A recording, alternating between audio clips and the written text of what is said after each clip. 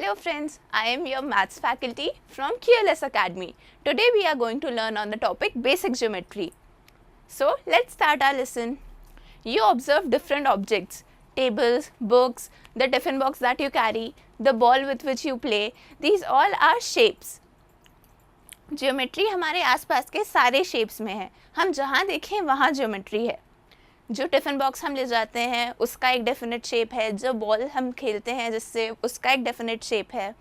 Geometry एक Greek word जियोमेथ्रॉन से बना है. जियो का मतलब है अर्थ और मेथ्रॉन का मतलब है मेजरमेंट. तो इसका मतलब क्या हुआ? Earth's measurement. ज्योमेट्री हमारे आसपास के सारे शेप्स में है. एंगल्स में है, लाइन सेगमेंट्स, कर्व्स, हर जगह ज्योमेट्री मौजूद है. It is present in every single place we look at. Letters themselves are made up of lines, line segments and curves. Letter A 3 line से बना है, लेटर B 1 लाइन 2 कर्व से बना है. ऐसे ही सारे लेटर्स लाइन्स और कर्व से बने हैं. Take a minute and look around the room you are in. ज़रा नज़र फेरो, कितने सारे एंगल्स हैं, कितने सारे शेप्स हैं, कितने सारी सराउंडिंग है. टेक अ नोट कि कुछ 2 डायमेंशनल है और कुछ 3 डायमेंशनल है. अच्छा, डायमेंशन का मतलब तो पता है ना.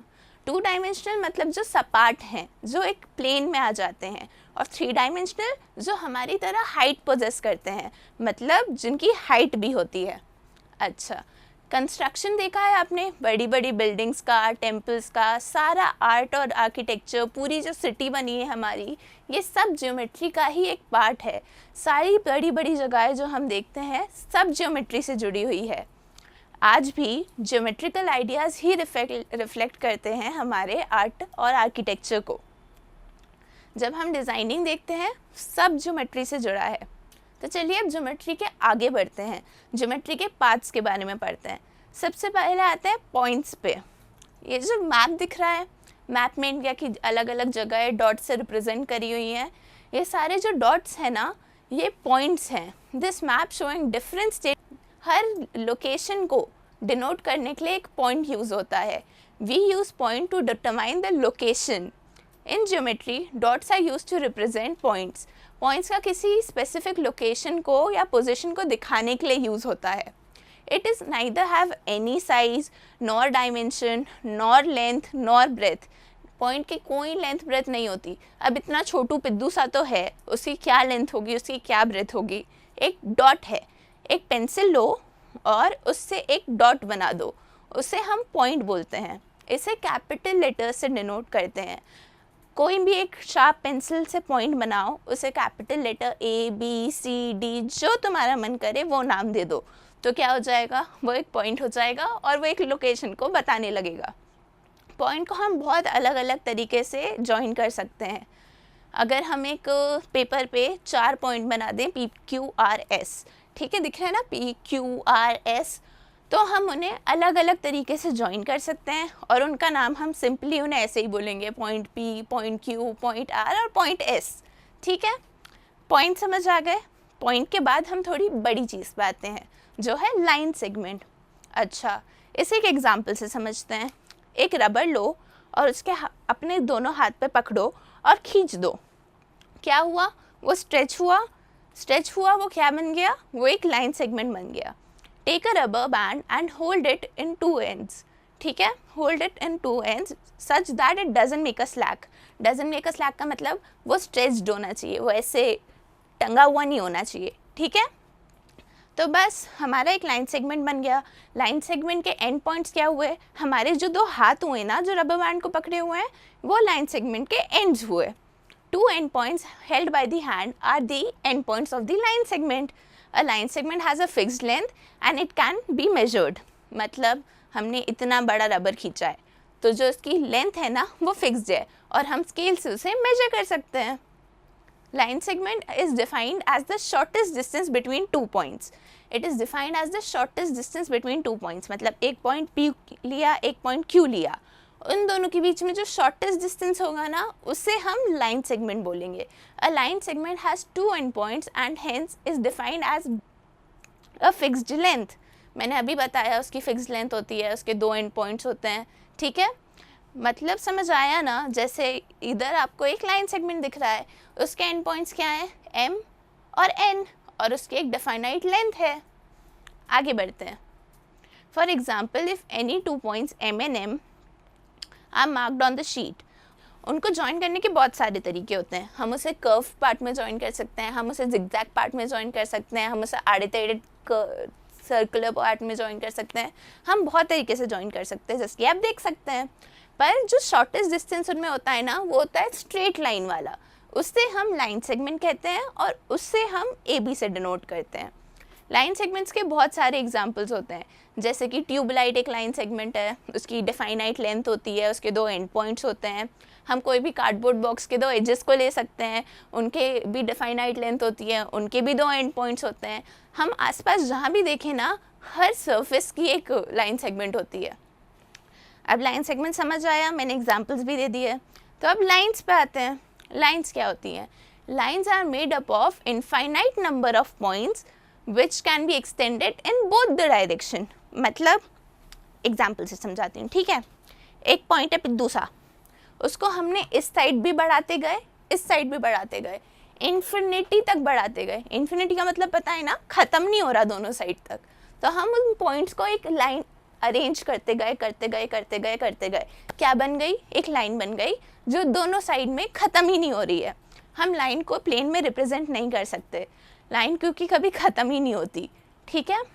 For example, if a line segment MN is extended in the direction of M from one side and in the direction of N from other side, then it will make a line। मतलब एक line segment थे, उसके 2 and point थे, एक M था एक N था, M से भी आगे बढ़ा दी, N से भी आगे बढ़ा दिया, तो वो लाइन सेगमेंट का क्या हो गया? वो एक लाइन हो गई। लाइन को हम डिनोट कैसे करते हैं? हम लाइन को डिनोट करते हैं, अगर लाइन पे 2 पॉइंट है MN, तो हम M और N के ऊपर डबल हेडेड एरो आपको दिख रहा है ना, या एक लाइन, उसके इस साइड भी एरो का फेस और इस साइड भी एरो का फेस, ठीक है। डबल हेडेड एरो से रिप्रेजेंट करते हैं।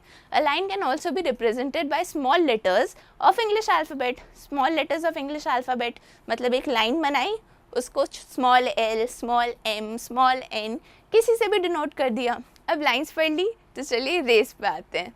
रेस क्या होते हैं? रेस होती है जो एक पॉइंट से फिक्स्ड होती है और एक पॉइंट से बढ़ती चली जाती है। मतलब क्या? लाइन सेगमेंट दोनों पॉइंट से फिक्स्ड होता है, लाइन दोनों पॉइंट से फिक्स्ड नहीं होती। रे एक पॉइंट से फिक्स्ड होती है और एक पॉइंट से बढ़ती चली जाती है। A ray is extended endlessly in one direction. It starts with a common point and goes endlessly in one direction. It is represented by, जैसे AB रे है, तो A B के ऊपर एक सिंगल एरो, मतलब लाइन में डबल हेडेड एरो था ना दोनों साइड, इसमें सिंगल हेडेड एरो, ये रे को रिप्रेजेंट करता है। रेस के एग्जाम्पल क्या होते हैं? सबसे ज़्यादा तो लाइट रेस फेमस है। ट्यूबलाइट से जो रेज आ रही हैं वो भी सिंगल डायरेक्शनल होती हैं, सन से जो रेज आ रही हैं वो भी 1 डायरेक्शनल होती हैं, इसलिए ये सब रेज होती हैं। अब हमने पढ़ लिए हैं लाइंस, लाइन सेगमेंट्स, रेज और पॉइंट्स। अब हम आते हैं प्लेन्स में। अच्छा, प्लेन्स क्या होते हैं? प्लेन्स बहुत थिन फ्लैट सरफेस होती है जिसकी कोई हाइट नहीं होती। थिन फ्लैट सरफेस मतलब, अच्छा आप देखेंगे ये जो है ना, ये एक प्लेन है। क्यों? मतलब हम जो भी चीज़ छूते हैं, हमारी कॉपी का जो पन्ना है वो एक प्लेन है। क्यों? क्योंकि उसकी कोई हाइट नहीं होती। A plane is said to be a very thin flat surface that does not have any thickness and it has no limit. मतलब कोई लिमिट नहीं है, वो बढ़ती चली जाती है। टेबल सरफेस हो या कोई भी सरफेस हो, उसकी कोई लिमिट नहीं होती, वो कभी ख़त्म नहीं होती। आप हमारा घर का फ्लोर देख लीजिए, बढ़ता चला जाता है। अगर हमारे घर का फ्लोर ख़त्म हो जाएगा तो आगे रोड आ जाएगी, वो भी एक सरफेस है। रोड ख़त्म हो जाएगी, कोई और बिल्डिंग आ जाएगी, उसमें भी एक सरफेस है। मतलब कोई लिमिट नहीं है प्लेन का। प्लेन लिमिटलेस है और उसकी कोई थिकनेस नहीं होती। प्लेन के एग्जाम्पल्स तो मैंने बता ही दिए, टेबल सरफेस, घर का सरफेस, सारे सरफेसेस एक प्लेन है। Our world has a 3 dimension but only 2 dimension in a plane. हमारे वर्ल्ड में 3 डायमेंशंस है, मैंने डायमेंशंस का बताया था ना, हम हाइट भी पोजेस करते हैं, लेकिन प्लेन में सिर्फ 2 डायमेंशंस होते हैं, लेंथ और विड्थ, जिसे हम रिप्रेजेंट करते हैं एक्स से और वाई से।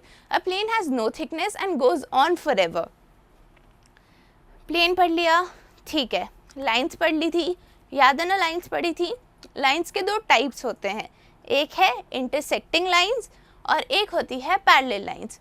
इंटरसेक्टिंग लाइंस, जिन लाइन का एक म्यूचुअल पॉइंट होता है, दो लाइंस अगर एक पॉइंट पर आकर मिल रही है तो उसे इंटरसेक्टिंग लाइंस बोलते हैं। मतलब ये एक लाइन है, बढ़ती चली जा रही है, ये दूसरी लाइन है, बढ़ती चली जा रही है, ये इस पॉइंट पे आके मिल रही हैं, तो ये इंटरसेक्टिंग लाइंस है। If two lines pass through a point, then we say that two lines intersect on the point. Thus, if two lines have one point in common, then they are called intersecting lines. Intersecting lines always intersect, cut और cross each other. मतलब वही ना, एक दूसरे को cut करेंगी, cross करेंगी, कहीं ना कहीं तो मिलेंगी, मतलब उनका कोई ना कोई पॉइंट तो आएगा ऐसा जो उससे कॉमन होगा। For example, if two lines pass through point P, then the lines are intersecting and point P is the point of intersection. मतलब इस point पे मिली तो ये जो point था ना जहाँ मिली उसको point of intersection बोलेंगे। A line L1 and L2 are intersecting, ठीक है, L1 ये दिख रहा है, ये L1 और ये L2, ये दोनों intersecting है और ये कहाँ intersect कर रही हैं, ये P पे intersect कर रही हैं। Some examples of intersecting lines are, table की जो एंड वर्टेक्स है वो भी इंटरसेक्टिंग लाइन है। क्यों? क्योंकि उसकी ये वाली साइड और ये वाली साइड मिल रही है, ठीक है। अब आते हैं दूसरे टाइप पे, मतलब पैरेलल लाइंस। पैरेलल लाइंस क्या होती हैं? जो कहीं इंटरसेक्ट नहीं करती। पैरेलल लाइंस का मतलब नॉन इंटरसेक्टिंग लाइंस भी होता है, मतलब वो इंटरसेक्टिंग लाइंस की उल्टी होती हैं। In a plane, if two lines have no point in common, then they are said to be parallel और non intersecting lines. Parallel lines never meet, cut और क्रॉस ईच अदर। ये दो line है, ये सीधे सीधे जाती जा रही हैं, ठीक है, ये जाती जा रही हैं, जाती जा रही है, जाती जा रही है, लेकिन ये कभी किसी पॉइंट पे जाके नहीं मिलने वाली हैं, ये कभी मीट ही नहीं करेंगी, इसलिए इन्हें हम पैरेलल लाइंस बोलते हैं। Parallel lines never meet, cut और cross each other. If two lines M1 and M2 are parallel, they are represented by, देखो ये वाली लाइन M1 और ये M2 पैरेलल है, ठीक है, पैरेलल है, तो हम इन्हें रिप्रेजेंट भी ऐसे ही करते हैं, M1 दो डंडे M2, ठीक है। आगे बढ़ते हैं। Parallel lines are those lines which do not intersect each other at any point. सबसे क्लासिक एग्जाम्पल क्या है हमारा? रेलवे लाइंस का। आपने ट्रेन से तो जाते हो ना, रेलवे लाइंस देखी होंगी, यूँ जाती है, यूँ जाती है, कभी एक दूसरे को नहीं मिलती हैं, पैरेलल लाइंस।